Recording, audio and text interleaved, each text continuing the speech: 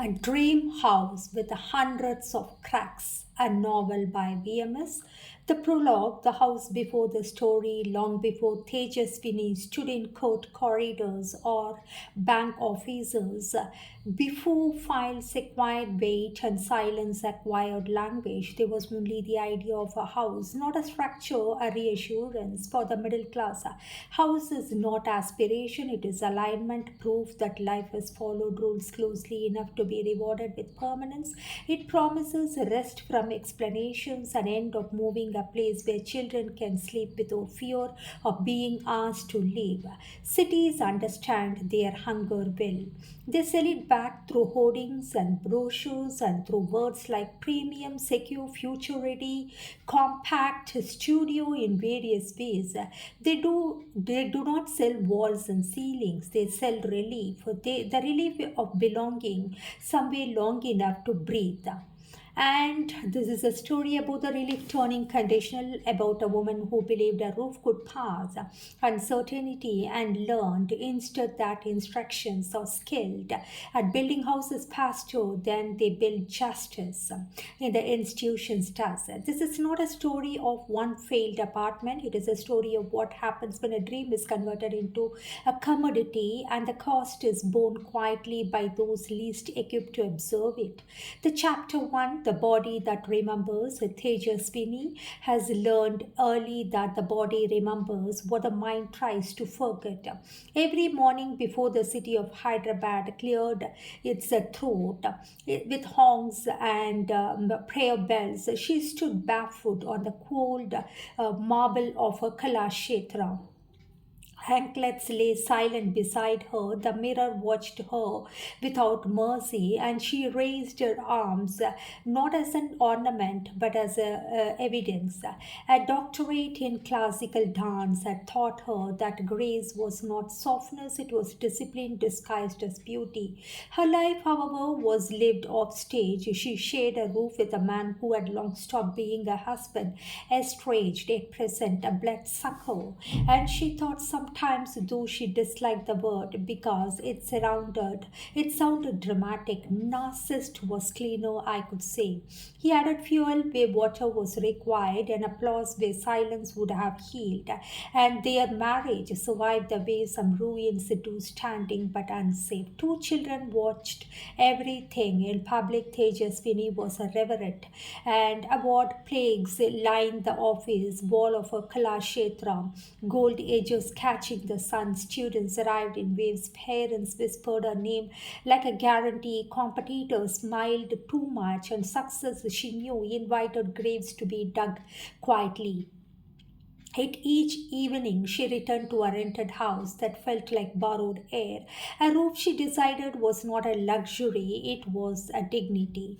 Chapter 2, Araina Amrila's apartment, the man who sold glass as a diamond. She first saw Thima Reddy, the builder, the developer, on a hoarding. The smile was confident, the kind that promised futures, and without asking questions, behind him rose a digital rendering of a building still unborn. 5 floors, clean lines, glass balconies glowing as if already blessed, and she visited the site alone. Thima Reddy was darker than his photographs, sturdier with a voice that could sell reassurance as a fact. Gifted with a gab, people said later, he spoke of square feet as a destiny, of concrete as eternity. He introduced partners, names that surrounded solid like Obireddy, Hari Krishna Reddy, men who nodded, men who understood money.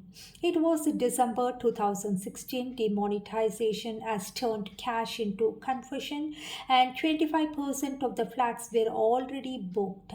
Black money swept quietly inside agreements, and Tejaswini listened, cautious but hopeful. She did not have black money, but she had work, discipline, and a belief that the shelter was the safest investment a woman could make for herself and her children. She paid 10,000 as down payment from her hard-earned saved money without drama. Flat number 401, fourth floor, 1,500 square feet. A loan was arranged, and IFL home loans with a high interest, high returns promised. She signed because the roofs do not but wait for perfect timing. She signed because the future had children in it, and chapter 3, an incomplete staircase, the building rose unevenly. No plaster on the staircases, no railings, just bricks stacked with unfinished thought. The lift existed on paper, so did the gym, the play area, party hall. Promises travel faster than cement with regard to the amenities, the wooden flooring, everything only in the paper. Rent plus EMI because a duet became a duet, and she could no longer sustain. Again, advice and against advice against instinct, she occupied flat number 401. There was no ceremony, only a small Ganapati Homa, incense curling like a cautious hope. She told herself that beginnings need not be grand and they must only be sincere. Days filled with rehearsals, examinations, and performances, nights were quiet, and the city below hummed unaware. Then came the rain. The fourth floor, in chapter 4, the night the ceiling opened, it was past midnight when the power went out. Rain had been falling with intention, heavy, relentless, a downpour that did not negotiate, and Tejaswini slept between her two children, their bodies warm, their breath steady.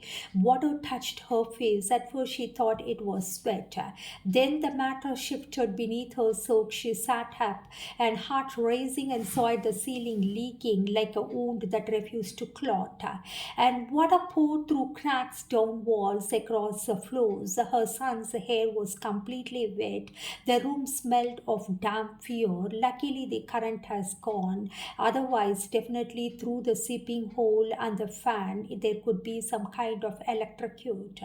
And she called Thimaredi, the builder, no answer, and his partners, no answer. Every room flooded, and it is almost 1 a.m. The flat floated like a question without an answer. She dialed 100 with shaking fingers, and the police arrived an hour later. Rain slowed everything, including justice. They recorded videos and took photographs and called the builder at 2 a.m. No answer. Give a complaint in the morning, madam, they said gently, helplessly, and left. Tejaswini sent the videos herself. The proof traveled faster than empathy. Morning came, silence answered, and the next chapter, a woman standing in water.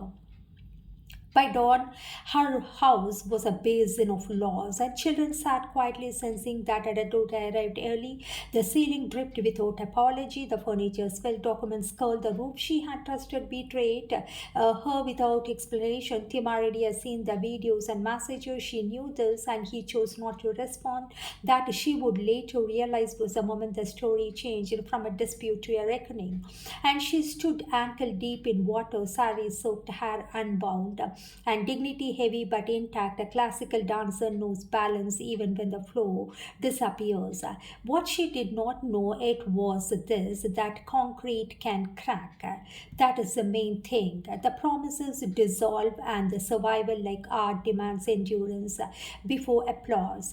At the next chapter, the station that smelled of opportunity, it is more like a reflective interlude. For the middle class, house is never merely brick and mortar. It is a midpoint dream, and neither aspiration nor luxury, but proof that life has not slipped beyond control.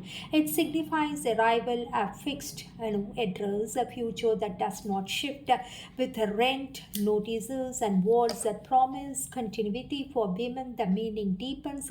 House becomes safety translated into structure, dignity rendered in concrete. This is why the desire is easy to exploit.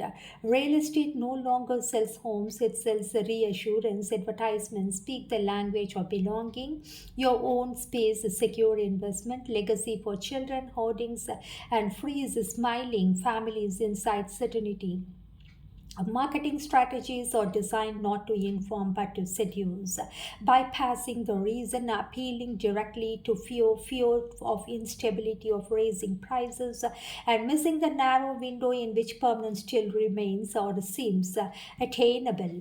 Behind these promises operates a system polished to appear lawful and inevitable. Builders do not work alone, they are supported by an ecosystem, banks eager to disburse loans without scrutiny, and senior officials who smooth permissions, brokers who know precisely where regulations can be bent without breaking. Paperwork travels faster than concrete, risk is distributed casually and carefully, never upward. And when failure surfaces and responsibility dissolves, banks claim neutrality and builders plead loss. Officials retreat it into procedure, each institution gestures elsewhere, forming a perfect circle of denial at whose center the buyer stands alone. The house once imagined a sanctuary reveals itself as commodity, tradable, reclaimable, disposable. Ownership proves conditional dignity is not collateral. Justice in its arrangement is not absent, it is redirected.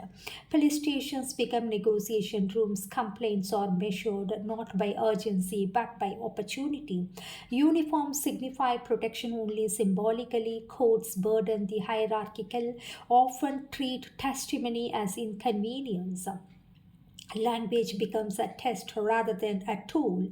Trauma must be concise, orderly, and unconditional to be admissible. What remains for the victim is endurance. The system does not fail, it selects those without insulation, single women, and honest borrowers. The system does not fail, it selects those without insulation, single women, honest borrowers, the newly independent become ideal targets. They possess enough to lose, but not enough to defend it. In this marketplace, the house is no longer a home, it is leverage. The Hyderabad police station, the station that smelled of opportunity, police station received Tejaswini the way money recognizes money, not with urgency, with interest, and they listened carefully, too carefully, pens over, eyes measured. She was a woman who ran an academy, the dance academy, oh confidence like a habit, spoke without trembling. The builder, they already knew, builders always arrived before victims and carrying gifts disguised as goodwill. And Sub-Inspector Chidanand leaned back in his chair, fingers interlocked, voice smooth as a practiced compromise. And no need for FIR, madam. Builder has accepted fault. Small issues will be fixed. The word fault floated in the room like a cheap apology. Thimaredi arrived later that day, calm, apologetic, cooperative. He nodded generously, promised to repay spokes of misunderstanding and rain acts of God. The police nodded too. Everyone nodded except Tejaswini. I want my money back, she said. 10 lakhs, sir. The loan cancel and also cancel the loan. Silence ordered. And this was not the script. And the next chapter, the bank that did not bleed. The bank was clearer than the police station. They made it worse. And with regard to that, IFL loan welcomed her with rigorous politeness. They did not raise their voice, they did not threaten, and they simply stated facts. You signed, you occupied the flat. EMI is 36,000 per month, and due date is before 5th. If she defaulted 2 months, they would take possession. The dispute with the builder is your personal matter, and the officer said gently as if consoling a child who had misunderstood gravity. Tejaswini walked out dizzy. A roof that leaked, a loan that did not could be cancelled or refunded the money. The building was unfinished, unsafe, uninhabitable. None of that mattered to paper. Paper had no children sleeping under wet ceilings, and paper did not claim stays. That night she understood something brutal. Institutions never drown, and people do. And the next chapter, the pauper's performance. Thema already reinvented himself overnight, from developer to victim, from seller to sufferer. He claimed bankruptcy and ready to show the yellow paper, and spoke of investments and locked in concrete partners who betrayed him, margins that collapsed. He could not refund. He said impossible. He is bankrupt and it is unfair. He offered alternatives, smaller flats lesser than 1,000 square feet, already customized, already sold in spirit, and loss making for him. He repeated as if laws were a language only men spoke fluently. He was a businessman after all, not a charity. The police urged compromise. They always do what pressure follows upward. And Tejaswini refused, and she could not raise the children inside a structure that behaved like a trap. The house felt alive in the wrong way, watching, waiting, and she could not exchange their safety for silence. Her refusal irritated everyone, especially the men who had already been paid. The next chapter, the woman who would not bend, and fear arrived quietly after the FIR. She met the higher official, the DCP Isha Pant, listened without interruption, and she was cautiously making note about the 10 lakhs down payment and other things where money matters. Her presence was different, measured, unhurried, authoritative without noise, and she ordered the FIR registered, and she advised her to go to the court, but she knew well how to mint money from this, or from the ordeal of Tejaswini, and she did it too. And justice, she implied, had a long spine, but power leaks. Within a week, Timaredi walked free on bail. Money moved faster than files. The builder smiled again, roaming the site like a man reassured by systems designed for him. Harassment followed, power disconnected, water stopped, lift work frozen, and staircases left deliberately unfinished. Tejaswini had minor fracture in ankle feet, climbed 4 floors, 2 to 3 times a day, and each step was a negotiation with pain, and each descent a calculation of strength. At night, the children whispered fears. Few flats were occupied, corridors echoed, and the house was no longer shelter, it was an exposure, and she lived as if standing on fire, learning which floor, which foot to lift, which pain to ignore. And the next chapter, the architecture of fear. The building taught her new definitions. A home was not ownership, a promise was not binding, and system was not neutral. Thimaredi never threatened her directly. That was unnecessary. Silence did the work. Dark stables, dry taps, and lift shafts that never arrived. This was punishment without fingerprints. And each morning she tied her sari carefully and fed her children, climbed down the stairs with a dignity intact but breath uneven.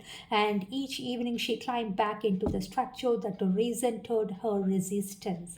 And competitors watched, neighbors whispered, city moved on, yet something unyielding grew inside her. She spent a lifetime training a body to endure the precision, pain, repetition. Classical dance teachers one thing above all: balance is not the absence of collapse, it is the decision to rise again. The fourth floor has become a battlefield, and she was still standing. The next chapter, the building learns to breathe. After 6 months, the building learned to pretend. Families moved in children's shoes, appeared outside doors, and pressure forced completion, at least the kind visible from the outside. The lift was installed, water flowed regularly, lights stayed on. The structure dressed itself in the manners of habitability. But inside the walls, nothing healed. Complaints multiplied, cracks widened, doors jammed, seepage returned with every rain, and voices that never once whispered now approached the police openly. Collective suffering gave courage. A charge sheet has been filed against Thimaredi. And Tejaswini received the summons from the trial court and folded neatly as if care has been taken not to alarm her. She was wrong to assume civility awaited her. And the next chapter, the magistrate who owned the room. The courtroom was colder than Tejaswini expected, not in temperature but in intent, and wooden benches bore the polish of reputation, and files lay stacked like mute witnesses. A new emblem watched from the wall, distant and ornamental, and this was not a place designed for truth, it was designed for order. She understood. She stood when instructed, she waited when ignored. At 40 years, Tejaswini was no stranger to authority. She had addressed auditoriums, evaluated students, defended the theses, and yet here none of that translated. In this room, she was reduced to a category, and complainant and complainants, she quickly learned, were tolerated only when complained. The magistrate who owned the room, Magistrate Srinivasan, ruled his courtroom like a private inheritance.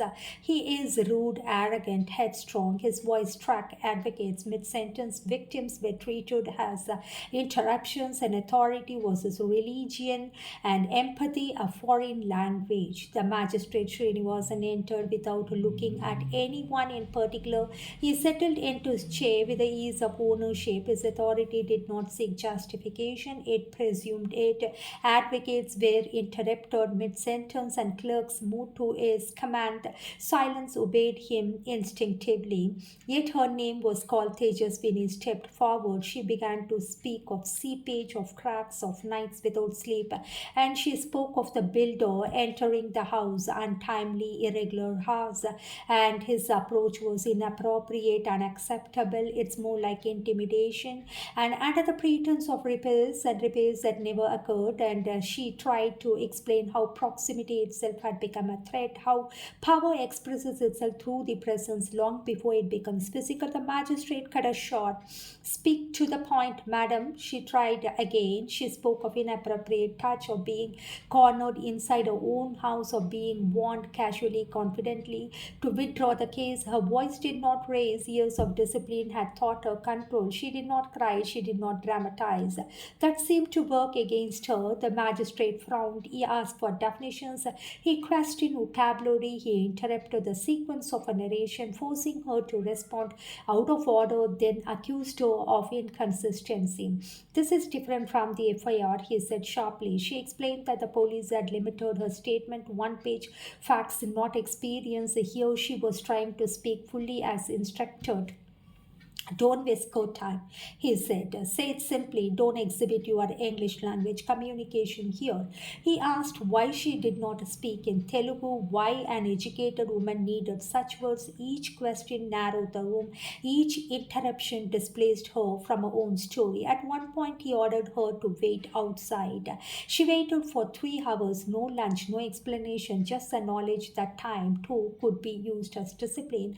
When she was finally called again, her legs were stiff, her mouth dry. As she spoke of intimidation, she mentioned the builder releasing his large dog to frighten her. What do you mean? The magistrate demanded. She explained again. Only then did he fall silent. And as though clarity were an inconvenience throughout the proceedings, she sensed that unspoken verdict forming habitual complainant. The police had already used the word. She is habituated, and she is reporting violence where a compulsion, not as no consequence, as if endurance itself was suspicious. By the time she finished, exhaustion overweight relief. The case was moved forward formally, but something irreparable that occurred. She had entered the courtroom seeking justice. She left knowing that survival itself would have to be suffice. And the next chapter, it is about the ordeal of waiting for 3 hours without lunch. The magistrate took her into chambers after hearing the word assault, and while the stenographer typed, Tejaswini noticed an error in her address. She asked politely if she might check and correct it. The judge snapped, "You are an educated woman. I wonder." He ordered her to wait, and she waited 3 hours, and without lunch, without explanation, without using or attending the nature call. At 3 in the afternoon, she was summoned to the podium and narrate. He commanded. She tried. He interrupted constantly, questioned tone, and corrected words, and accused her of contradiction. Your FIR says something else. Now you are exaggerating. Don't waste court time. She explained. Police had limited her statement to one page. Here she needed to speak fully. He dismissed her explanation. Don't exhibit your English language vocabulary. You can't. Why can't you speak Telugu, madam? You have lived here for 10 years. Language become a weapon, and it is not a kind of language has become a weapon, and education an offense. When she mentioned that the Maradi has released his large dog to intimidate her, the judge demanded the meaning twice. Only when she said he untied the dog to scare me did he fall silent, and when she used the word debauch, he demanded its definition. Words delayed justice, ignorance controlled pace. After 2 hours hours she was allowed to breathe. The long corridor of waiting became Tejaswini's second sentence, longer than any charge sheet, heavier than any verdict. The court corridor was narrow, poorly lit, perpetually crowded, yet it felt vast enough to erase a person. Wooden benches lined the walls like relics of patience from another century. Files moved faster than people, voices dropped when uniform passed, and laughter traveled freely when it belonged to the powerful. Tejaswini learned early that in this corridor the victim waits while the criminal chats. And she arrived before every time, documents neatly arranged, hair pulled back, spine strained. She waited through roll calls, tea breaks, missing files, delayed magistrates, and adjournments announced without apology. Hours dissolved into numbers written on the case list and crossed out with red ink, and across the corridor, Thimaredi stood at ease. He leaned against the wall like a man at a bus stop, smiling easily, phone in hand. Police constables greeted him by name. There were jokes, shared cigarettes, and friendly nods, and once a constable clapped him on the shoulder and laughed as though they were colleagues reunited after a long absence. Tejaswini watched this quietly. She did not look away, and because looking away felt like surrender. When her name was finally called, and it was a kind of and it was mispronounced, when she corrected it, the clerk sighed, and when she stepped forward, a policeman muttered loudly, again this madam, oh my god, again. The word followed her like a stain, and she had come because the law asked her to, and she had written because justice demanded consistency, and yet each appearance was recorded not as perseverance but as nuisance. A constable leaned toward her once and said, not unkindly, why do you keep coming, madam? Case will take time. Don't make trouble for yourself. Trouble, as if truth itself was an inconvenience inside the courtroom. Her body changed. Her shoulders stiffened, her breath shortened. Outside in the corridor, her children waited, sometimes hungry, sometimes sleepy, always silent, and they had learned not to ask questions. They had learned that waiting was safer than hoping, and Thimaredi's laughter floated down the corridor again. She wondered what version of the law he knew, the one that shook hands, shared smiles, and promised bail within days, and she wondered what version she had been assigned, the one that demanded endurance, humility, and submission disguised as procedure. Once she waited for over 3 hours without being called. She asked a constable if there would be a break for lunch. He looked at her with irritation. Court time is not your time, he said. She sat back down, and her phone buzzed with a bank reminder. Her spine ached from climbing unfinished stairs, and her throat tightened with answered sentences. Still, she waited. Waiting was no longer passive, it was punitive, and the method of reminding her that the power need not to shout, it only needed to delay. When Thimaredi finally walked past her, escorted casually by a policeman, he smiled not at her but by past her. The smile was effortless, unburdened. It belonged to someone who knew the ending would not hurt him. Tejaswini understood then that the system had already chosen its posture, and she was not here to be heard, and she was here to be tested. And the test was simple. How long can a woman stand without breaking when justice asks her to wait while injustice lofts a term?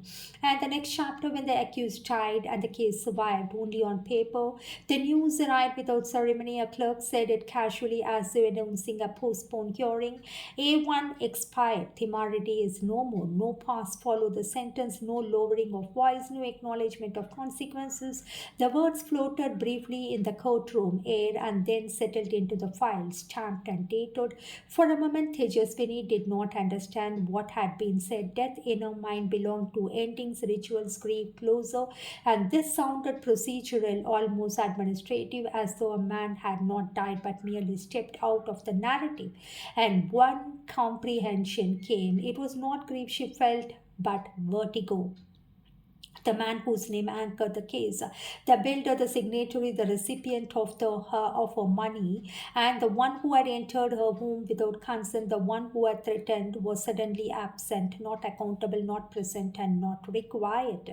And the magistrate adjusted his paper. The prosecutor made a note. The defense counsel whispered something and smiled faintly. And the courtroom moved on. Tejaswini remained seated. She waited for someone to explain what death meant to justice. No one did. In the weeks that followed, the language of the case changed. Where once there had been a confrontation, there was no evasion, and where there had been a responsibility, there was no diffusion. A1 is no more. The sentence became a shield. The remaining accused, partners by name, strangers by design, presented themselves as mere workers. They claimed ignorance of transactions, denied signatures, disowned promises and documents, multiplied, clarity vanished. Each hearing peeled away another layer of responsibility until nothing substantial remained. Tejaswini watched the architecture of the case weaken. The refund, once central, was now described as practicable. The loan, once contested, was now described as personal. The threats, once alarming, were now described as unsubstantiated. Death had absolved more than a man, it had dissolved obligation. Outside the courtroom, she overheard conversation she was not meant to hear. Main fellow gone, madam, case will be weak. And what to do? These things happen. Or God has already punished him. What more do you need? As though crime were feathered. And she asked once carefully what would happen to the money she had paid. The lawyer shrugged legally. Difficult now. Difficult for whom? The irony was merciless. The man who had lived recklessly and escaped consequences through the death, while the woman who had lived carefully was sentenced to years of procedural wandering, and his absence was final, his presence remained compulsory. At home, the walls still bore the cracks and yet to be repaired. The ceilings still carry the memory of water. The loan statements arrived with mechanical precision. The bank did not recognize the death as a defense, and interest accrued. Silence did not. Tejaswini understood then that justice did not merely fail. It overlived responsibility. It continues as ritual, as paperwork, as summons, as long after meaning had left the room. The case survived, but only on paper. What had died was accountability, and whether the last illusion was that truth alone was not enough. The convenient that the case moved slowly, dragged its proceed to procedural corridors where urgency dissolved. Then Timaridi died, liver collapse, alcohol abuse, a body already weakened by excess. He was just 30. With his death, the case began to unravel. As A1, he had been responsible for refunds, and Obiridi A2, Harikrishna Reddy A3 submitted documents portraying themselves as mere workers, ignorant of transaction, innocent of intent. False papers performed well in quiet rooms. The bank cooperated by omission. Explanations never arrived. Responsibility evaporated. Case lingered for 5 years. In 2020, lockdown arrived. Tejaswini's academy closed overnight. Income fell to zero. She had already paid 14.40 lakhs in EMIs and 10 lakhs as down payment, nearly 25 lakhs toward a 35 lakh loan. The tenure was 15 years, sanctioned when she was 40 based on a flourishing business. The moratorium paused payments, not punishment. When it lifted, interest ballooned. EMIs rose to 40,000 and the calls resumed. She had nothing left to give. And what remained after the house was taken, the house that was never hers, the legal case disclosed with a death certificate. The bank did not, and a notice was pasted on her door. Public, deliberate, humiliating. She packed quietly, took only essentials, walked out with the children and dignity intact, though bruised. A year later, the bank took possession, and she learned afterwards that Obi Reddy had purchased a flat for 18 lakhs. The circle closed neatly, and she had believed believed was misfortune revealed itself as design, builders, banks, police, and silence colluding to trap the vulnerable, and single mothers, honest borrowers, women who trusted the systems. Predators do not roar, they document.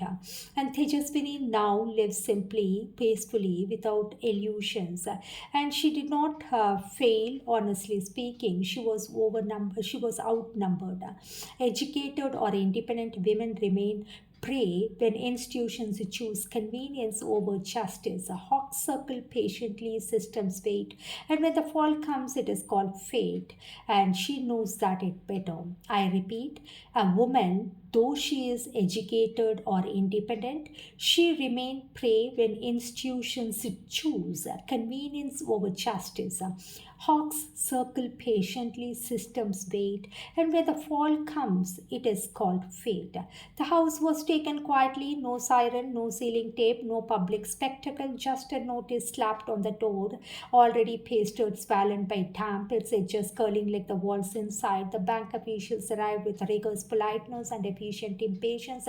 They spoke of procedures outstanding amounts the policy. They did not speak of time, effort, or meaning of laws, and Tejaswini stood barefoot in the center of what had once been her dream, a dream with hundreds of cracks, a dream house with hundreds of cracks, a dream held together by paperwork and promises, a dream that had cost her more than money, and she had paid 10 lakhs in faith and 40 lakhs in endurance. By EMI had been a negotiation between dignity and survival, 36,000 rupees a month and a house at leak split, warped and bruised its occupant's daily house worse than a slum hut she had grown up near, because at least poverty did not pretend to be protection. Officials did not look at the ceiling, they did not look at the walls, they did not ask how children slept through nights of rain, they only asked for the keys. And COVID had already taken her livelihood. The academy fell silent, mirrors reflected emptiness, and students disappeared into fear, and screens announcements arrived daily, and Solomon speeches about resilience, unity, and recovery. None arrived with rent relief, loan restructuring, or real access to credit. MSME schemes by the government existed only on papers, guarded by eligibility clauses that quietly excluded women like her, single, self employed, unprotected. The bank that had once courted her now called relentlessly. Messages arrived like threats dressed as reminders. Officers spoke louder with each visit as though volume could erase context. Shame was deployed as a collection tool, and when she finally walked out of the apartment, she did not look back because grief had already memorized every crack. She left her children, clothes, books, and remnants of a career that refused to die entirely. Online classes began slowly, awkwardly. Borrowed internet, borrowed space, borrowed hope. 2 meals a day became a victory, and peace became a currency more valuable than property. And there were nights when her body remembered before her mind did, the waiting rooms, the corridors, the tone of men who believed endurance was a flaw. Trauma did not announce itself, it arrived as fatigue, as caution, as silence where ambition once lived, yet something remained intact. Not trust in institutions, not faith in announcements, but will. The knowledge that survival was not granted, it was constructed daily from refusal to disappear, refusal to be defined by laws, refusal to teach your children that power always wins. She understood finally that governments do not rescue survivors, courts do not restore dignity, and police do not protect the unprofitable. Only resilience does. Tejaswini and chose to a smaller life, not because she was defeated, but because she would no longer pay interest on injustice. Her story did not end in a house, it continued in movement, in teaching, in breath. A woman who lost everything the system promised her, it kept the one thing it could be: confiscate. The courage to live, it could not confiscate the courage to live without permission. I repeat, a woman who lost everything the system promised her, it kept the one thing it could not confiscate: the courage to live without permission. And what justice did not take, years later, Tejaswini no longer passes construction sites with curiosity. She teaches from a smaller space now, sometimes a room, sometimes a screen, and her students still learn discipline, balance, and endurance. And these were never abstract principles, and they were survival skills all along. The city continues to build, new towers raise, new promises circulate, old stories sink into achieves. Into archives and memory, and she doesn't tell her story to warn, she tells it to record, because systems rely not only on power but on forgetting, because silence is easier than manage that accountability. Tejaswini's life with Tejaswini lives without a house that bears her name, yet she inhabits her life fully. She eats without fear, she sleeps without legs above overhead. The children now know to stabilize not as ownership but as presence. Justice did not restore what was taken, but it did not take what mattered most. Her voice remains, and as long as it does, the story refuses to end where the file was closed. And the synopsis: Tejaswini, a celebrated classical dancer and single mother in her 40s, believes that owning a home will provide stability after years of professional success built on discipline and resilience. In Hyderabad during the post demonetization using housing rush, she books an apartment from a persuasive builder. Funding is through the high interest loan facilitated by the developer through the IFL Bank. And before the building is complete, financial pressure forces her to occupy the flat. During a night of heavy rain, water floods the apartment, revealing deep structural flaws, and the builder ignores her distress. Cracks multiply, safety becomes uncertain. When Tejaswini approaches the police, her complaint is treated as negotiable, and officers encourage compromise rather than accountability. The builder performs contrition, and without consequence, the bank refuses responsibility, insisting that loan is her burden, and the deal with the builder, it is personal. They could not, interconnect. As harassment escalates through intimidation, deliberate neglect, and sexual misconduct, Tejaswini files a case in court. She is humiliated by procedure and tone, treated as a nuisance rather than a victim. Waiting becomes punishment. The accused move freely within institutional familiarity. When the primary accused dies, that is Evan Thimaredi, the case weakens. Responsibility dissolves into paperwork, and the remaining accused disown involvement, that is A2 Obi Reddy and A3 Hari Krishna Reddy. Justice survives only as a process. During the COVID-19 lockdown, Tejaswini's dance academy collapses with no income, no meaningful institutional relief. She defaults on loan payments, and despite having already paid a substantial portion of, as she borrowed 35 lakhs, but already paid 10 lakhs as a down payment and 14.40 lakhs as EMI every month, for almost 3 years. She paid. The bank takes possession of the apartment. Later she learns it has been resold cheaply within the same network, that is Oberedi purchased it just for 18 lakhs, and stripped of her home, savings, and professional security. Tejaswini chooses survival over restitution, and she rebuilds her life modestly and through online teaching and careful living. The novel examines how housing, finance, law enforcement, and judiciary intersect to convert middle class dreams into commodities, often at the expense of women who are visible, independent, and alone. It is a study of institutional failure, gendered vulnerability, and the quiet resilience required to endure when justice does not arrive. Epilogue: what remains standing? Tejaswini no longer dreams of building. She lives in a rented house again, smaller, quieter, chosen without illusion. The walls did not promise permanence. They do not pretend to belong to her. That honesty comforts her. Children have learned resilience early, not as a slogan but as a habit. They know how to pack lightly, how to live without drama, and how to ask questions that have no answers, how not to ask questions that has no answers. The academy reopened in fragments. Fewer students, fewer mirrors, and less applause. Yet something truer had entered her teaching now. When she demonstrates balance, she doesn't speak of posture alone, and what she teaches rhythm, she speaks of breath, how to keep it steady when the ground gives way. Sometimes she passes buildings and a construction hoarding still smile, promises still glow. She does not stop. She understands now that justice is not always delivered by courts and safety is not guaranteed by the ownership. What remains is a body trained to endure and the will to refuse erosion. And she was not defeated, she was not disposed. There is a difference. Set in Hyderabad during the after India's 2016 demonetization, the novel follows Tejaswini, a celebrated classical dancer and academic who invests her life savings into an apartment promised as a security for herself and her children, begins a pragmatic decision for dignity and shelter, surely transforms into an ordeal involving and predatory real estate practices and corrosive banking systems, compromise policy, and the judiciary indifferent to lived truth. So this is the end return by her written in restrained, unsentimental prose. The fourth floor during rain is not a courtroom drama but a moral anatomy of modern predation.